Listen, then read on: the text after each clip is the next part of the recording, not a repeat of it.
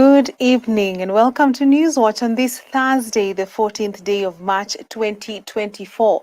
Glad you are tuned in to Hope TV. You can also find us streaming live on YouTube at Hope TV Kenya. I'm Teresia Njenga and our sign language interpreter is Boniface Murithi. Let's dive into the day's news. Motorists continue to experience relief as the Energy and Petroleum Regulatory Authority, EPRA, has once more announced a decrease in the prices of super petrol, diesel, and kerosene in the monthly review of pump prices. In the calculated maximum retail prices, a litre of super petrol has now decreased by 7 shillings and 21 cents. Diesel has also decreased by 5 shillings and 9 cents a litre, while kerosene has decreased by 4 shillings and 49 cents per litre. In Nairobi, a litre of super petrol will now retail at 199.15 shillings. A litre of diesel will retail at 190.38 shillings, while kerosene will be sold at 188 shillings and 74 cents starting midnight tonight. EPRA, in a statement, said the maximum retail prices of petroleum products will be in force starting 15th March to the 14th of April 2024. This is the first time in almost a year that EPRA has used the US dollar to the Kenyan shilling rate, that is lower than the mean Central Bank of Kenya rate, to calculate the fuel prices for the month.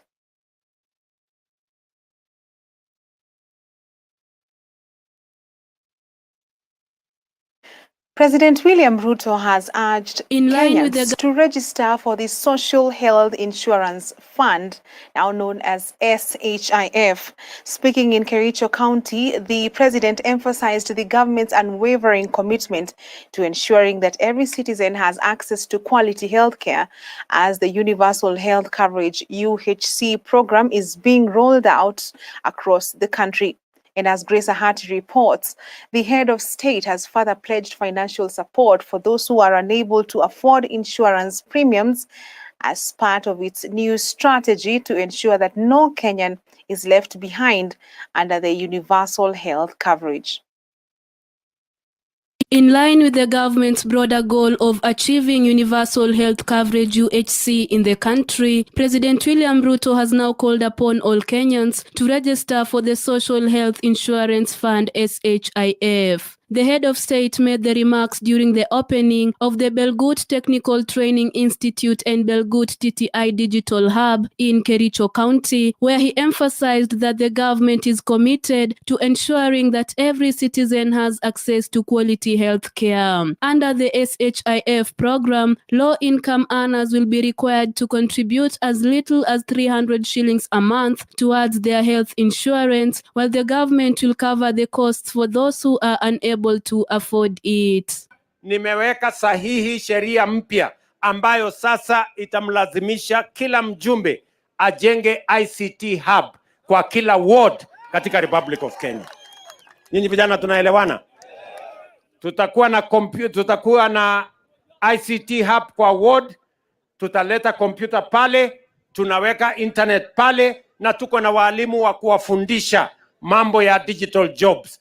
Na kufundishwa mambo ya digital jobs ni mwezi moja peke yake. Alafu wewe unaendelea kufinya kompyuta, unaweka pesa kwa mfuko. The president also highlighted robust measures implemented to combat unemployment in the country, among them the affordable housing program, digital hubs, and export of labor, which he says have expanded job opportunities for many Kenyans. In the digital economy, President Ruto said the government plans to connect millions of homes, trading centers, bus parks, and fresh produce markets to the internet.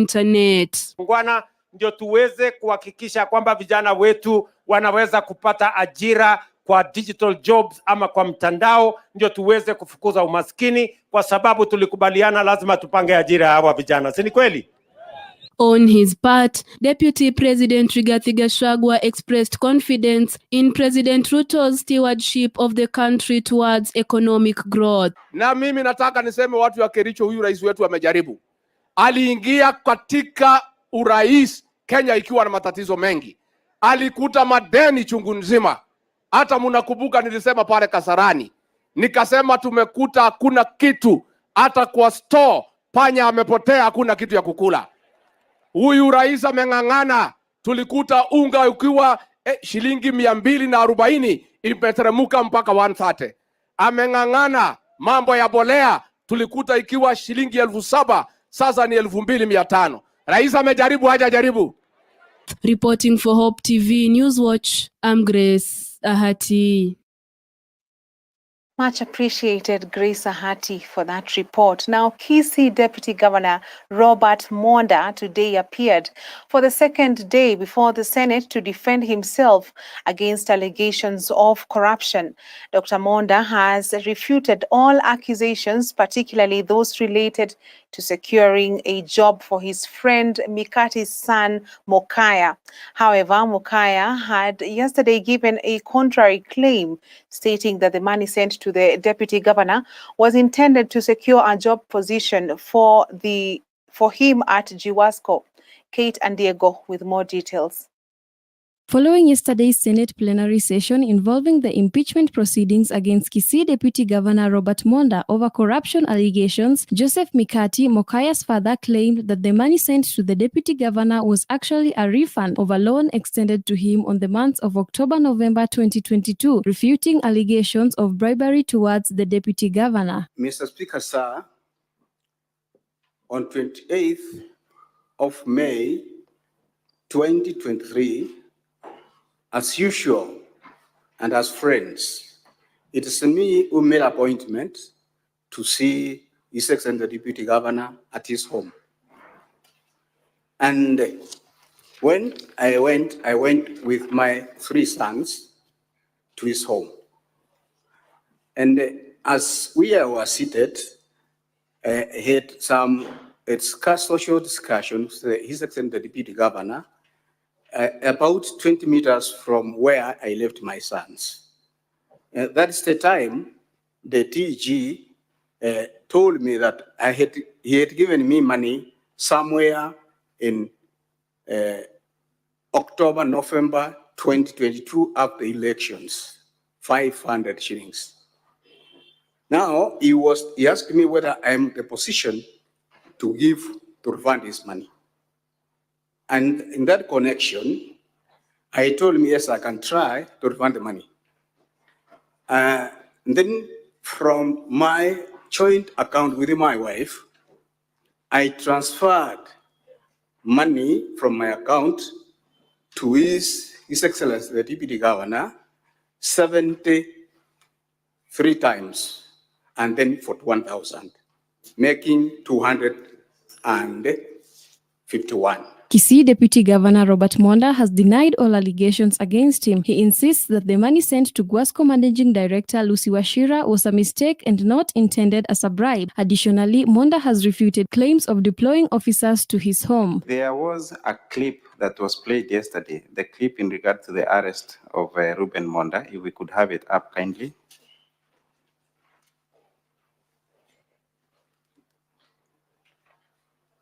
Now, as we wait for that clip,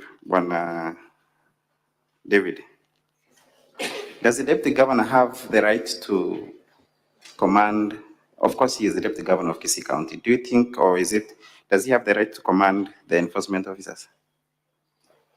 In civil service, there are procedures and protocol to be followed in any operation, in an activity. That His Excellency Deputy Governor has got no mandate to direct and give instruction directly to the enforcement officers. He has to follow the procedures. He has to follow the procedures. Now, do you have those correspondences? The issue of the 4 enforcement officers working at the home or the home of His Excellency Deputy Governor, I'm aware of it, and it came to my attention much earlier, even before the motion before the assembly. And I want to state that there is no any official document toward sanctioning that deployment in my office. The Senate plenary session is still in the process of reviewing the impeachment case, taking into consideration the latest evidence and statements provided by witnesses. Reporting for Hope TV Newswatch, my name is Kate Andiego. Much appreciated, Kate and Diego. And that proceeding is still ongoing. We will bring you more on that as it unravels. Moving on, a nationwide strike has been observed by doctors in some public hospitals, while some public health facilities continued with their normal operations. Doctors in Nakuru and Mombasa counties proceeded with a strike, while their colleagues in Nairobi have been on a go-slow. The doctors proceeded with a strike despite being stopped by the Employment and Labour Court on Wednesday.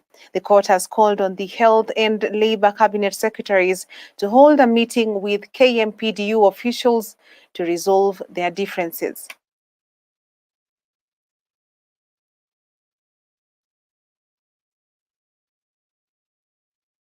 And the Parliamentary Committee on Land has asked televangelist James Njenga of the Neno Evangelism Center Church to present before it within 7 days documents proving that he owns the piece of land on which his church is built.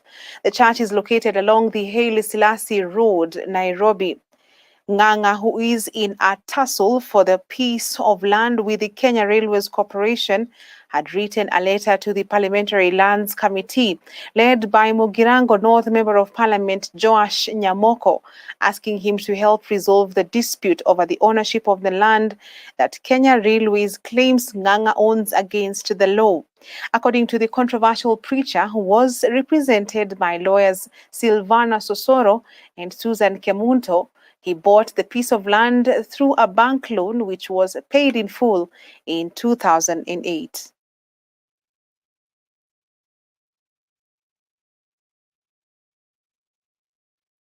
And on that note, let us take a short break on Newswatch tonight. We have plenty more coming up.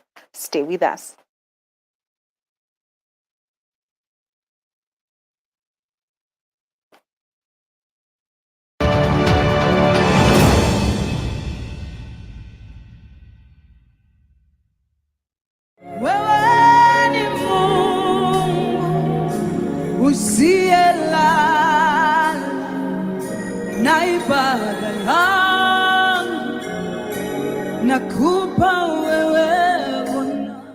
To get Wewe ni Mungu by Evelyn Wanjiru as your Skiza tune, SMS the word Skiza 88300028 and send to 811. Hope Skiza, spreading the hope.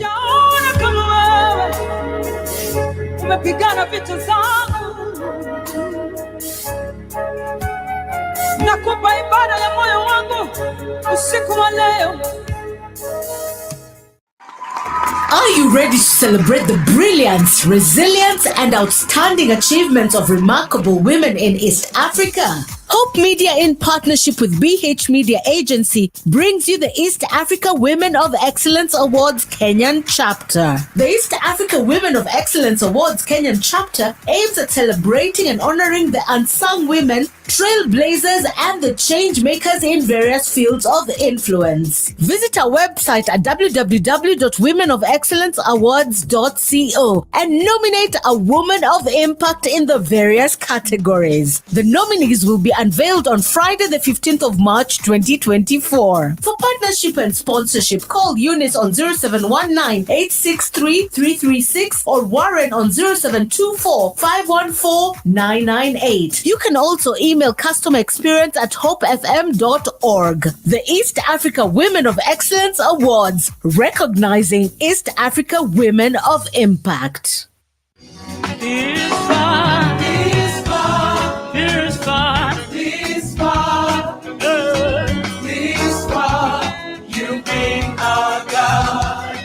To get Ebenezer by Jane Allaire as your Skiza tune, SMS the word Skiza 88300023 and send to 811.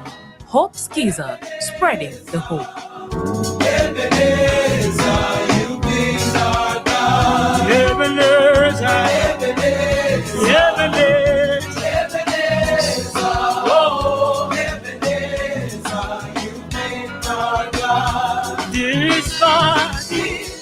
In order to keep hope alive in the airwaves, Hope Media has a couple of initiatives. Friends of Hope. Friends of Hope is you and I forming a team of well-wishers and volunteers who give in cash and kind to support in spreading the gospel at Hope Media. Currently, Hope Media is running a campaign under Friends of Hope dubbed 100 for 1.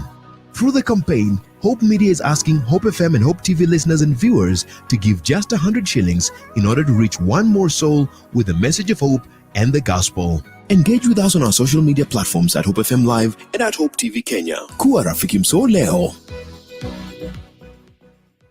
Thank you for choosing Hope TV, the channel that brings you hope, entertainment, and inspiration. We value you and would like to serve you better. Talk to us by scanning this QR code on your screen or go to our social media page at Hope TV Kenya and click on the survey link by the name Hope TV Survey. It will just take a few minutes but means the world to us.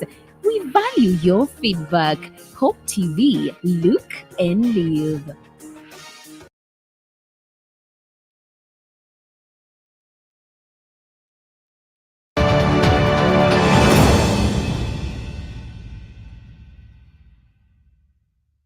Welcome back. The deaf community have decried marginalization in sexual and reproductive health and rights (SRHR) information in improving their health and general well-being. According to the community, majority of the deaf have no access to SRHR information owing to lack of understanding and knowledge of sign language among healthcare workers. This, they argued, has led to a communication barrier between them and the healthcare professionals, making access to quality SRHR a mirage for them. Alice Diana tells us more.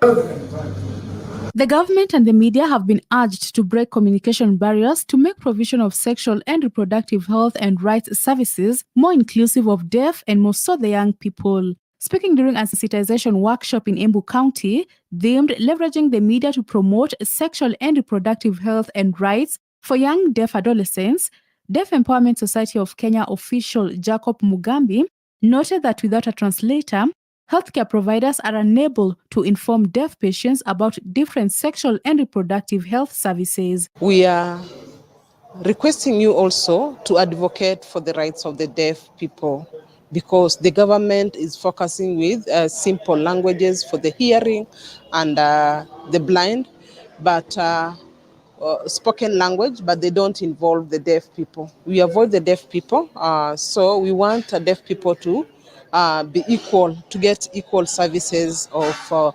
sex, reproductive health. So we are here to advocate for the deaf and the government to support the deaf community to be included in the line of sex, reproductive health rights. He also raised concern over parents being ill-equipped or not knowing how to share health messages to their deaf adolescents and the youth, limiting their access to this critical information and care.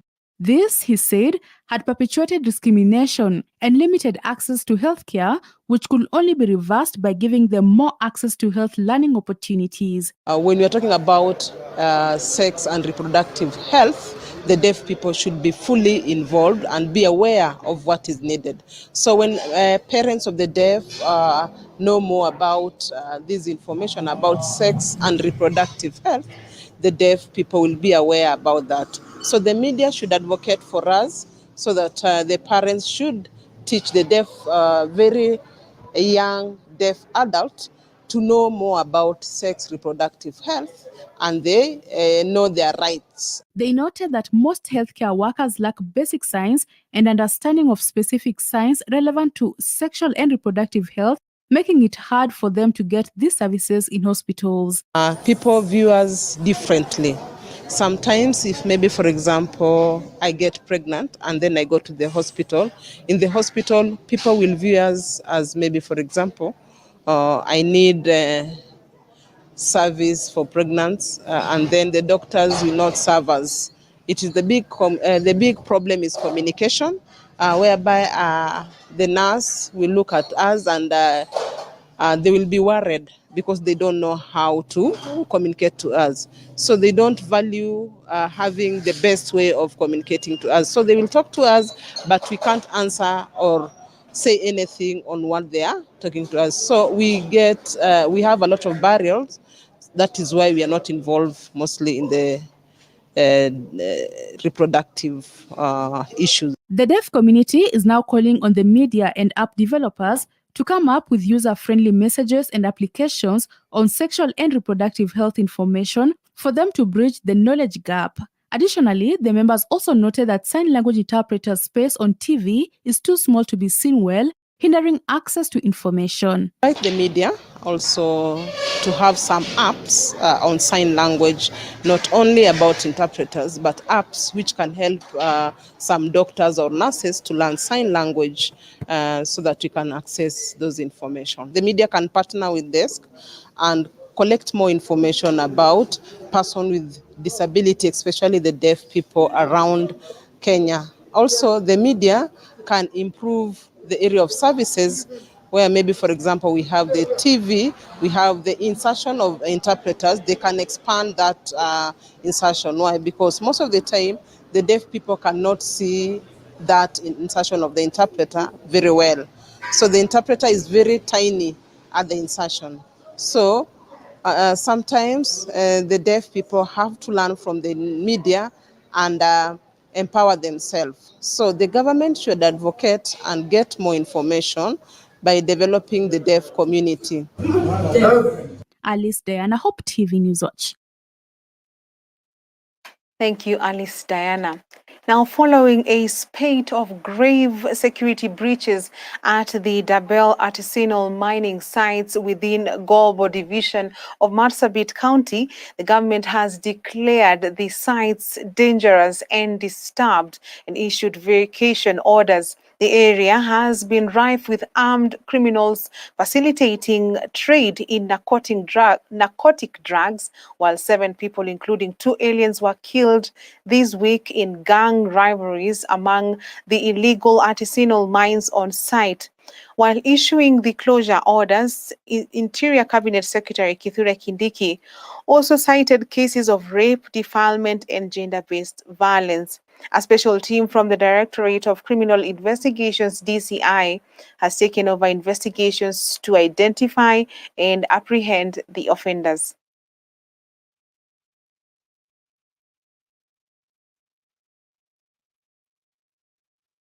And in a bid to intensify the fight against the sale and distribution of illicit and second-generation alcoholic drinks, the county government of Nyandarua has commissioned the committees that will spearhead the vetting of outlets that will be authorized to sell alcoholic drinks in the county.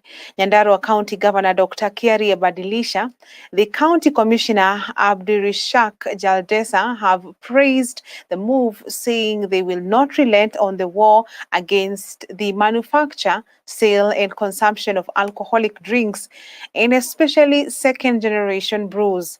Jaldesa noted that so far, the government has already closed down 134 bars, 62 wines and spirit outlets in the county. Kwa vile ama sababu ambao imetuleta hapa. Kwa hivyo nataka nianze kwa kushukuru wale wote ambao wamehusika kufanya jambo hili kufana. Ni kweli watu wakiwa na shida ndio wanajaribu kutafuta suluhisho. Sisi tumekuwa na shida hapa Nyandarua karibu kwa miaka 3, miaka 4. Imetuweka nchi yetu pahali imetuweka, na haijatuweka pahali pazuri, imetuweka pahali pabaya sana. Vijana wetu wengi wameangamia, kina mama wameangamia. Tumekuwa nchi ambao ya watu kukua walevi. I can say this is one of the best gift we can give to the people of Nyandarua and the people of Mount Kenya region, because this bill is being adopted by other counties. Sasa hivi, Your Excellency, tunaona unaendelea kufanya kazi yako kwa sababu umekuja to a point of commissioning.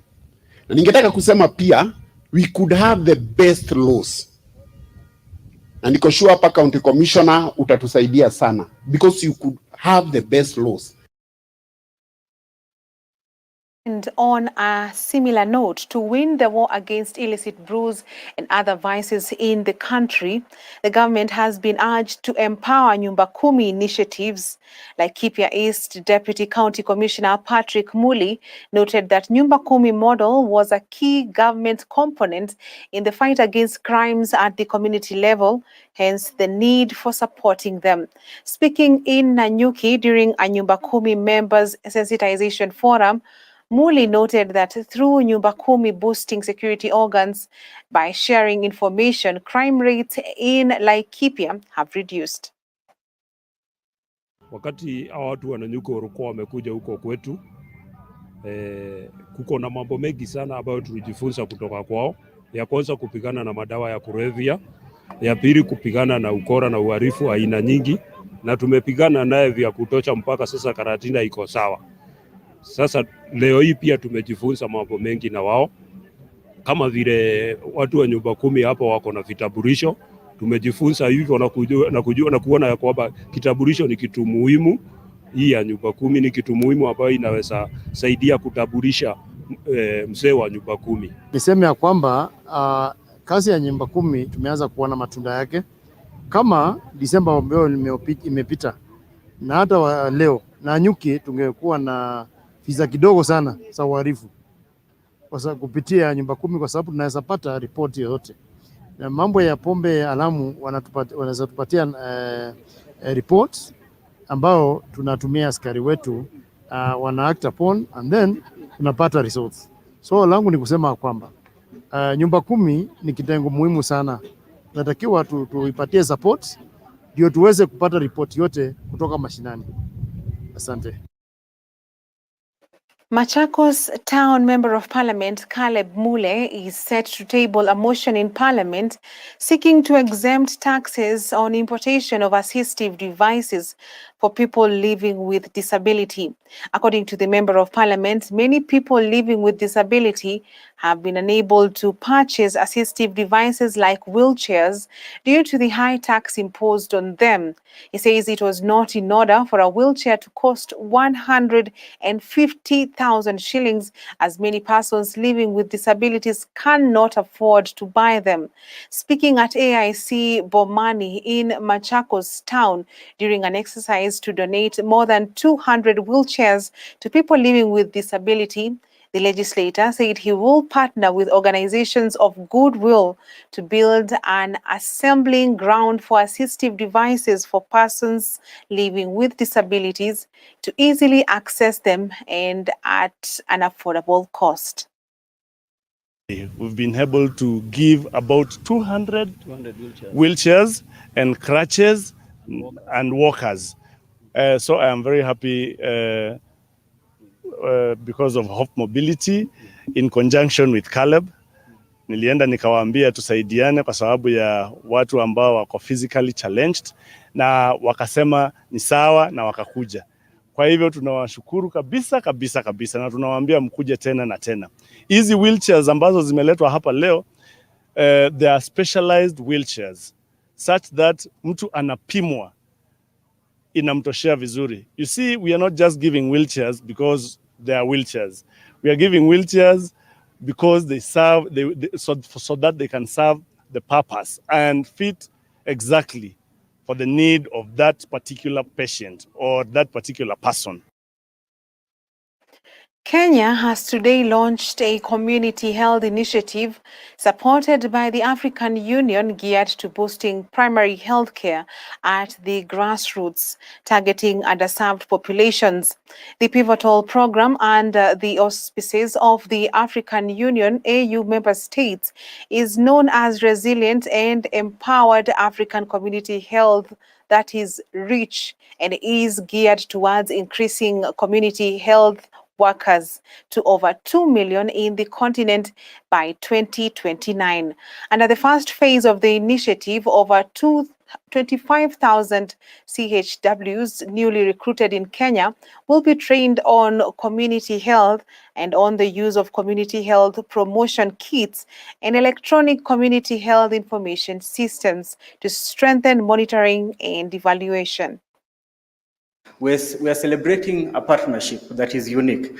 And the uniqueness of the partnership is that we want to address and strengthen the public health sector, the public health system, through a process in which the communities identify the needs, mediated by civil society, including the Kenya Red Cross and other organizations. The IFRC and African CDC proudly presents the Resilient and Empowered African Community Health REACH initiative. Why REACH? Community health workers are the backbone of community health care. They have unparalleled access for communities, serving as the first line of defense during emergencies and ensuring service continuity even in challenging situations. And for the first time, has heavily invested in community health, but we know we still have gaps. And that's why initiatives like this REACH, the CHU4UHC platform, and other initiatives to support community health will really come in handy to ensure that we get dividends out of the commitments by government. I think across Africa, many African governments are struggling.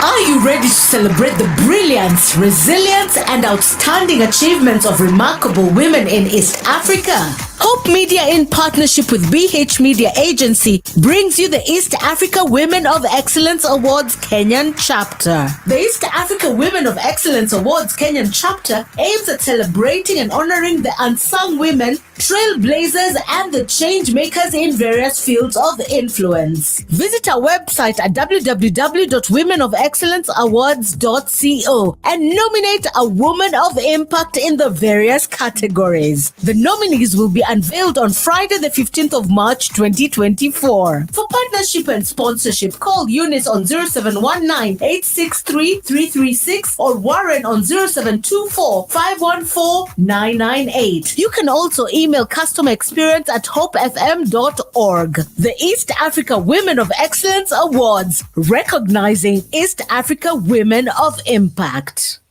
In order to keep hope alive in the airwaves, Hope Media has a couple of initiatives. Friends of Hope. Friends of Hope is you and I forming a team of well-wishers and volunteers who give in cash and kind to support in spreading the gospel at Hope Media. Currently, Hope Media is running a campaign under Friends of Hope dubbed 100 for 1. Through the campaign, Hope Media is asking Hope FM and Hope TV listeners and viewers to give just 100 shillings in order to reach one more soul with the message of hope and the gospel. Engage with us on our social media platforms at Hope FM Live and at Hope TV Kenya. Kuwa rafiki mso leo. Thank you for choosing Hope TV, the channel that brings you hope, entertainment, and inspiration. We value you and would like to serve you better. Talk to us by scanning this QR code on your screen or go to our social media page at Hope TV Kenya and click on the survey link by the name Hope TV Survey. It will just take a few minutes but means the world to us. We value your feedback. Hope TV, look and live.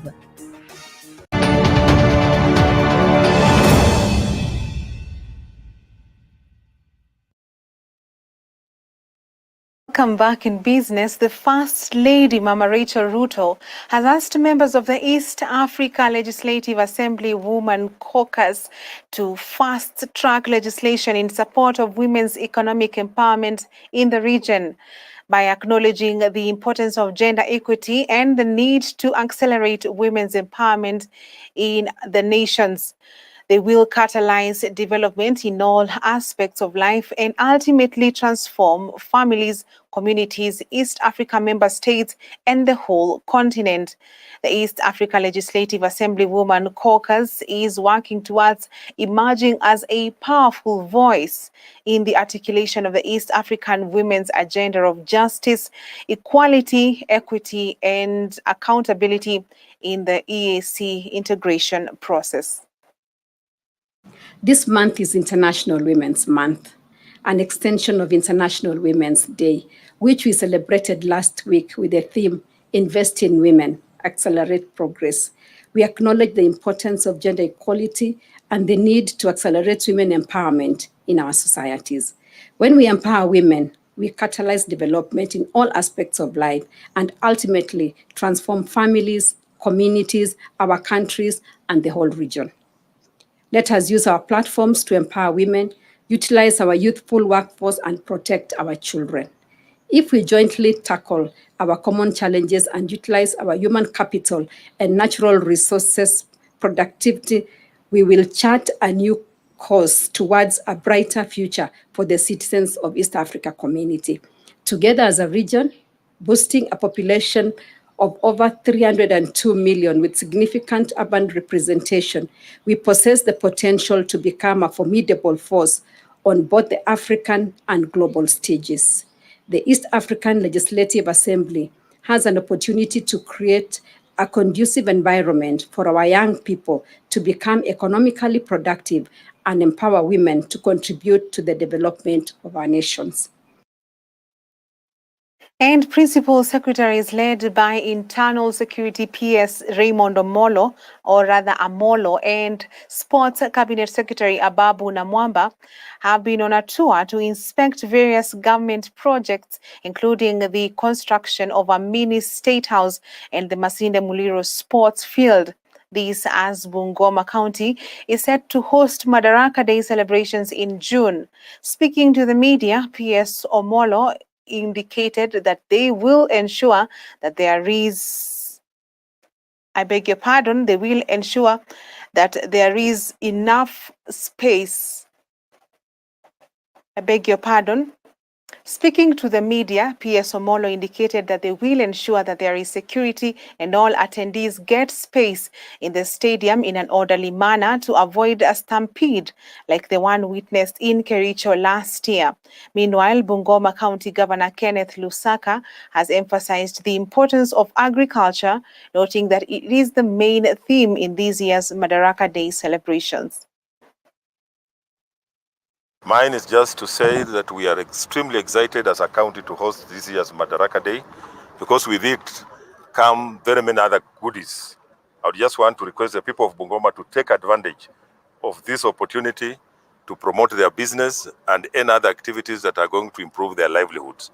I also want to request those who are still within the stadium land to clear by themselves, so that we are able to improve the stadium in readiness for the Madaraka Day celebrations. Of course, if you don't clear, you know what it means, because the celebration must go on at all costs. We had a very unfortunate event in Kericho. There was a stampede, and we, of course, have had to ask ourselves what may have gone wrong or not, and we would never want a repeat of anything like that to happen, not just in Bungoma, but any part of this country.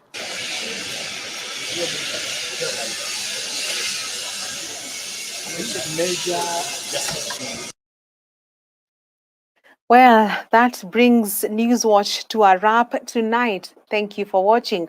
On behalf of the whole team, we appreciate your viewership. I'm Teresia Njenga, and our sign language interpreter is Boniface Murithi. Till we see each other, have a good night.